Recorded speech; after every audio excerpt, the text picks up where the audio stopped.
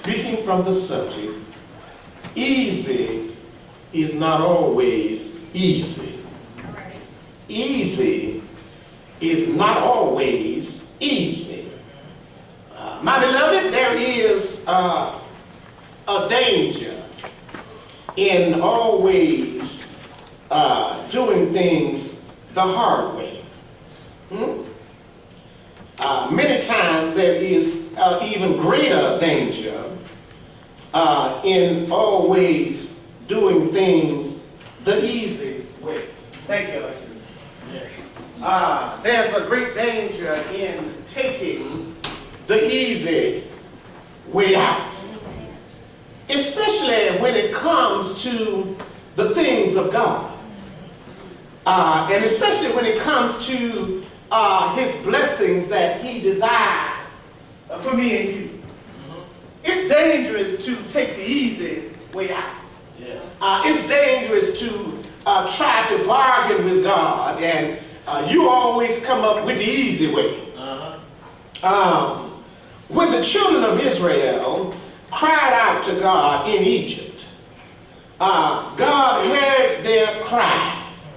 Amen. And they were blessed by God when he delivered them out of the bondage of slavery in Egypt by way of the Red Sea. The Bible says that he led them out by his mighty hand. Amen.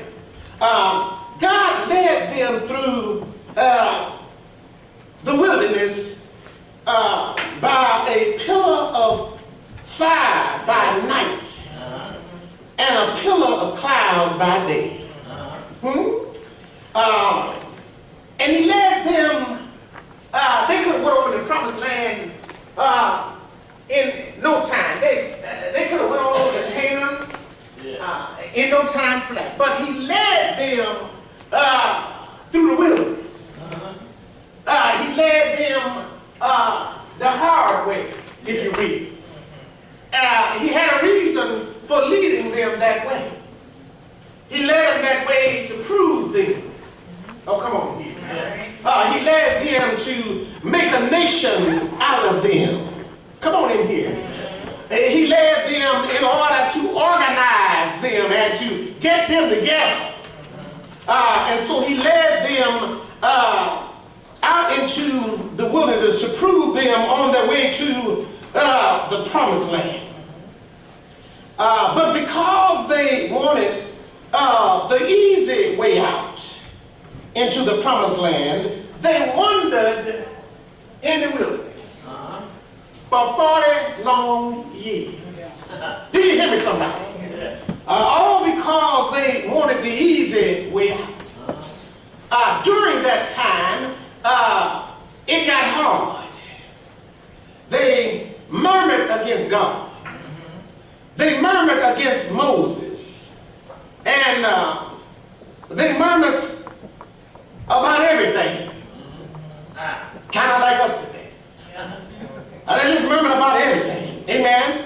And because of their attitude, every person that was over the age of 20 died in the wilderness. Oh, come on here. All because we want to have it our way. Moses, you got us out here in the wilderness. We had it easy, and now you complain to get out of Egypt, but now all of a sudden we had it easy in Egypt. and you got us out here to die. And so they murmured against God, and they murmured against Moses. Amen? And the Bible says that because of their murmuring, and because of their unbelief, and because of their disobedience, everybody that was 20 years and up died. Just dead bones in the wilderness. And eventually Moses died because God said, all you're going to do is look over there. You're not going, you're just going to look over there. Then I'm going to bury you.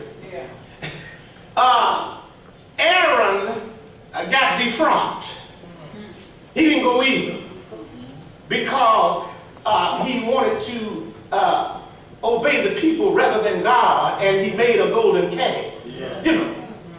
Huh? But God took care of that because he defrocked him and did not allow him to go over into the promised land. You remember, don't you? God told Moses, said, listen, get 12 spies. Yeah. Send them over into Canaan. Let them spy out the land. To see if the land is flowing with milk and honey. Go over there and spy. I'm going to give you the land. You're going to possess the land. Yeah. But I want you to go over there and spy the land out. Come on in here. Yeah. And bring back some evidence. And so 12 of them went over there. And among the 12, or with the 12, was Joshua and Caleb. Can I preach in here a little while?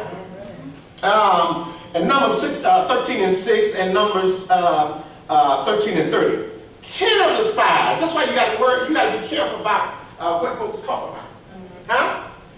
You have to be careful about hearing a bad report. Yeah. Come on here. You need to get it for yourself. Be careful about hearing a bad report. Be careful about negative reports, if you will. So 10 of the spies brought back an evil report. Because they wanted to enter the promised land the easy way. They indicated that there were giants in the land, and that the people of God looked like grasshoppers compared to the giants. Yeah. Well, I stopped by to tell you that if you think you're a grasshopper, you're a grasshopper. As a man thinketh in his heart, so is he. And so they said that we look like grasshoppers compared to the giants in the land. Numbers 13, 31, 33, and Matthew 23, 18, Amos 2 and 9, and Isaiah 40 and 22, and 1 Samuel 17, 7, 4 through 7. Now, because of the evil report, and I got to run on and get out of the way here. Because of the evil report, a place of blessing became a place of cursing. Because of an evil report, a place of ease became a place of hardship. Can I preach in here? All because of how the people felt about God and because of what they believed. You got to be careful what you believe about God. If you believe God cannot, okay. If you believe that he won't do it, you got to be careful what you believe about him. You've got to know that he's God. And so they had a faithless and an ungrateful attitude. You see, when you try to serve God faithlessly, it does not work. If you are ungrateful to God, you got to be grateful to God for the little things. And so they had an ungrateful attitude. Now, the people rebelled against God, Moses, Caleb, and Joshua. They wanted to stone Joshua and Caleb because they didn't go along. I'm going to leave y'all alone in here. They didn't go along with the crowd. You got to be careful not to run with the crowd. And by the way, God does not always honor the majority. Can I preach in here? See, a lot of times we like to vote and we say the majority got it. Well, it all depends on what it is. 10 brought back an evil report, and most of the people believed the evil report. 2 brought back a true report. With the Lord's help, we're well able. Okay, I got to get out of here. And so they wanted to stone them, but the glory of God appeared in the church. You see, when the glory of God appears, you cannot touch his anointing. That's why he said, touch not my anointing and do my prophet no harm. And when I come back and give you the true report, when I come back and tell you what God can do and what God will do, don't try to kill the messenger. Amen. And so they wanted to stone both of them, but the glory of God stood up in the doorway of the sanctuary, and they could not prevail. God will put a hedge of physical protection around you for his truth. Okay. And so the report of Joshua and Caleb was, let us go up at once Let's go now and possess the land, for we are well able to overcome it. Do you not know that if you are a child of God, you and we are overcomers? Yeah. I'll help you in here. Yeah. We just succumb to everything. But we are overcomers, amen? And the Bible says we've already overcome the world. Now, and so they said that the land was good and that God would make the Canaanites. Do you know God will make your enemy bread? All right. God will take my enemy and make them bread. Yeah. Okay. If we let God be God. Not only that, but he said here that the Canaanites would be bread for the people of God and that the defense of the people was gone out of them. God will make it so your enemy that loves to fight and your enemy that claims they're going to defeat you, God will take all of the fight out of them if you will just take a stand. They said that the land was flowing with milk and honey. That's what Joshua and Caleb's report came. Listen, the land is flowing with milk and honey. Everything that we need is over there. Let's go at once and get it. Because God said it's ours. And so they understood that easy is not always easy when it comes to the things of God. They believe that with God, nothing shall be impossible. That's great faith, is it not? Moses died not going to the promised land. God only allowed him to see it because of the sins of the people. Aaron died because he took the easy way out. Make us a golden calf, for we don't know what has become of this man Moses. And so he got defrocked because of the golden calf. Joshua now has led the people into the promised land. If you think that God does not have any other preachers, when he defrocked Aaron, he raised up Eleazar, Aaron's son. And Aaron's son now divvied out the promised land to the 12 tribes. The people of God were asking for lush valleys. You know how we do, don't you? Almost just like Abraham, Lot did for Abraham. When he divided the land, Lot said, well, I'm going to go over here because of all this. You see what happened to him, don't you? Got caught up in Sodom and Gomorrah. Everything that looks good is not necessarily good. Amen? You hear a lot of folk talking about the grass look greener over there. Well, you're forgetting some things. Somebody had to cut the grass to make it look like that. It didn't just grow like that, and it does not just stay like that. Somebody has to do some work over there. Are you hearing me, somebody? Well, I'm going to get out of your way here. So the people were asking, when they got over there, listen, we want to divide this up, and I want this and I want that. And so they were asking for the grassy valleys and the lush areas, amen. But Caleb, brother, simply asked for a mountain. The Israelites had driven out their enemies into the mountains. Talk to me, somebody. And in the mountains, they had built strongholds. There were still giants in the land. And Caleb looked at Joshua and said, listen, everybody else wants the easy way out. Matter of fact, all 12 of the tribes didn't go over the Jordan River to stay. Some of them went over there to help. And they stayed, and then they came back to the east side of Jordan. And everybody else stayed on the west side because they looked at the land. Now, the Eleazar cast lots. No, they didn't gamble. They didn't play the lottery. They cast lots. And at that time, the priest would cast a lot and throw it in the lap of that tribe. And that's how the land was divided up.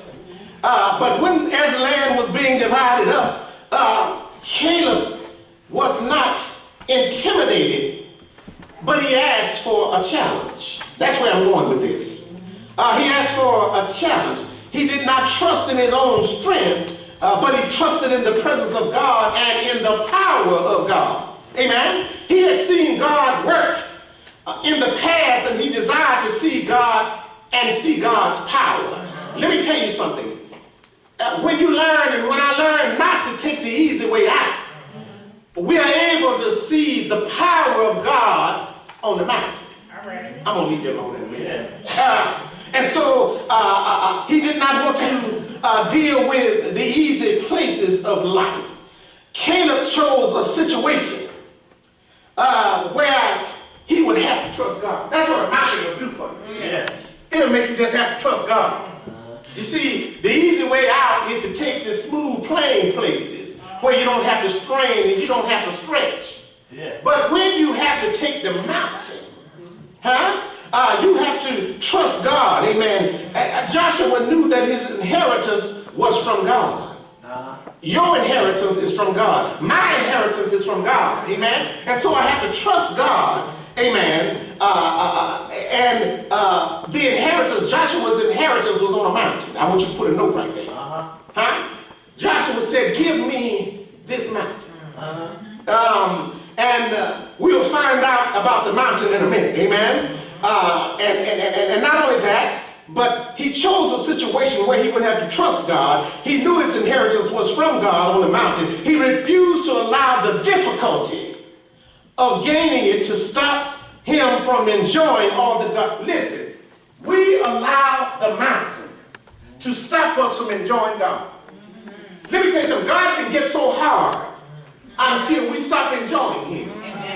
Because we want the easy way out. We don't understand that God will use the mountain to show us his glory and to show us what he'll do. Now, Caleb acknowledged the power of God and the providence of God and the sovereignty of God. He said that when he was sent over to spy the land, he was 45 years old. And he said that during this time here where he's asking for a mountain, he was 85. He asked Joshua to give me this mountain that God spoke about in that day. For in that day was when the giants were there in the land, and they had the area fenced in. And so Joshua said, they're up there. They fenced in. But I'm not intimidated by them. Give me the mountain. The name of that place was called Hebron. It's called Hebron until this day. It is the place, my beloved, where Abraham first pitched his tent. It is the place where Abraham, Sarah, Isaac, Rebecca, Jacob, and Leah are buried in Hebron, if you please. Amen. It is also the city of David. Give me that mountain. It's also the city of David and the dwelling place of the Levites. I'm going to leave you alone in a minute. Caleb said that we should all, he said what we should all be saying. All of us should be saying, give me the mountain. And it was, after all, on a heap. I got to get out of here and leave you alone. But if you've been born again and you know who Jesus is, if you've been born again and you know God, you would ask for the mountain because it was a hill where Jesus hung, bled, and he suffered and died. But I got to get out of your way here. It was a hill as long as Jesus wasn't there. But when Jesus got there, it became a mountain. I got to leave you alone here. Haven't you heard about a mountain called Calvary? Haven't you heard folk talking about Mount Calvary? Oh, leave you alone here. But we ought to be asking the same thing that Joshua asked. Give me this mountain. Because it is on the mountain of Calvary that Jesus gave up his life. It was on Mount Calvary that Jesus paid paid my sin debt. It was on Mount Calvary that Jesus hung, bled, and suffered and died. It was on Mount Calvary where Jesus hung from the 6th hour until the 9th hour. I got to leave you alone here. And so you ought to say, just like Caleb said, give me the mountain. My salvation was wrought on a mountain. Give me the mountain. On the mountain, Jesus, on a cross called Golgotha's cross, on a hill, they nailed his hand.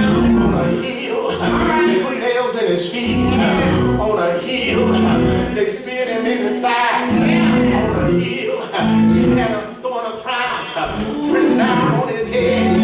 On a hill, they put a reed in his hand. On a hill, they put a robe on it. I got to leave you alone here, but give me this mountain, because on the mountain, the Lord paid my sin debt without the shedding of blood, no remission of sin. Give me the mountain.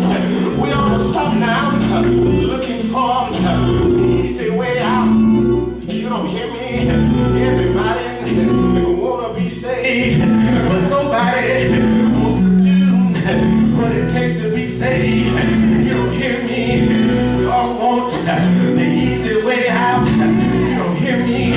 Nobody wants to suffer for the cause of Christ. Nobody want to be lied on. Nobody want to be talked about. You don't hear me? But the Lord said, as sure as you want, you're going to be lied on. So don't talk about you. But give me this mountain. I'm going to leave you alone here. Everybody won't easy church. I got to leave you alone here. We want to come in and let the door revolve and then go right back out. You don't hear me? Nobody want to come in the Lord's house and work. You don't hear me? The Lord said, if you work, I will pay you. Leave you alone here. But nobody want to come in and do any work. We want to come in. I got to leave you alone here. But you ought to ask the Lord, give me this mountain. We want to come in and sit down and cross our legs and wrap hands in the Lord's house. Nobody want to do any work. When we look around, I heard the Lord say that the field of white unto heart sent for laborers into the vineyard. But everybody want to just sit down. You don't hear me? Want to beg of eat. But I'm going to leave you alone here. You ought to say, give me that mountain, because it's on the mountain. You don't hear me? That I got water when I was thirsty. On the mountain, that I got a piece of bread when I was hungry. It was on the mountain that I found a shelter in a time storm. That mountain, I got to leave you alone here. But in life, you're going to have to deal with some giants in life. You don't hear me? There are giants on every hand. I go to work, giants at work. I come home, giants at home. I get in the street and drive my car. Giants in the street. I got to leave you alone here. But give me this mountain. You don't hear me? The Lord got power over all of the giants. The Lord will make your giant bread for you. The Lord will run your giant so your giant does not have any strength. But give me the mountain. You don't hear me? There's difficulty up on the mountain. My enemy is up on the mountain. But give me this mountain. I'm leaving you alone here.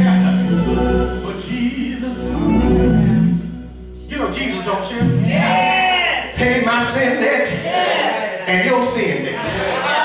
Out on a hill. He could have took the easy way out. You don't hear me. He could have rung up heaven and said, Father, send down a legion of angels. Just sit them down to get your boy. Sit them down and help him go to court and make war in the courts because they tried me in an unjust court.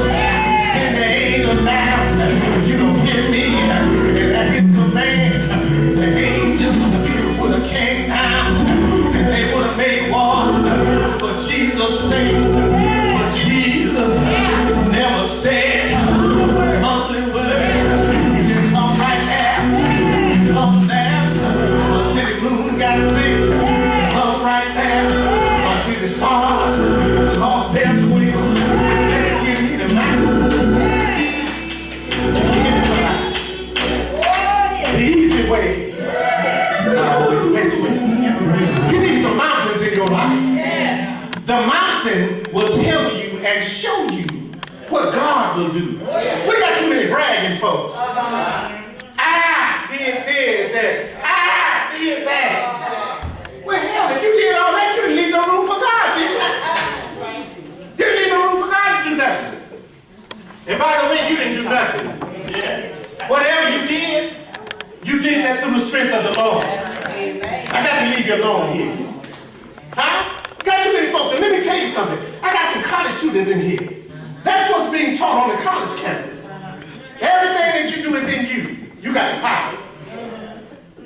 They come out of school, brain scrambled. Because you cannot apply a lot of things that they tell you in school to this life out here. They tell you you're great, you can do great things. You got power. Yeah, you got all that as long as you're in the classroom. But when you cross the stage and turn your tassel, oh yeah, the world got something for you. Amen. You can get education from the university, but you can only get wisdom from God. And you're going to need some wisdom. Amen. Let me tell you something. Get all the degrees you can get, but you better get some wisdom to go with you. Oh, they can make you top heavy now. Yeah, they can make it so your head about to fall off your neck. You just can contain everything. But you better be careful. There's a movement going on in this country. And what it says is that everything that you do is within you. You got the power. That's why a whole lot of folks don't like to go to church. Because education is against the church. One of the first things they do on the college campus is scramble your brain. That's why you don't have to go to church. A whole lot of students go to college. Oh my God, I'm Friday free. Jesus, I got to go to Sunday school. Let me tell you something. You're wide open. You're wide open. Or whatever. Yeah. And Satan will just start firing these darts. They'll start sticking to you. Then when you come home, am I saying anything yet? When you come home, you can't come to church. That's right. You can't go to Sunday school. You can't sing in the choir. Then when you see, you don't even know you're at home. Yeah, I said, but how they doing? Oh, they doing fine. Well, what did the church do to them? They left the anchor. They left the anchor. Well, you don't have to have to go to weeks late. Is it Sunday? Is it Sunday? It's Sunday. How this Sunday? Well, they intended for you to miss Sunday. I'm trying to help you. Parents, pray for your children. Pray for them, amen? And tell them over and over and over, you're going to need the Lord.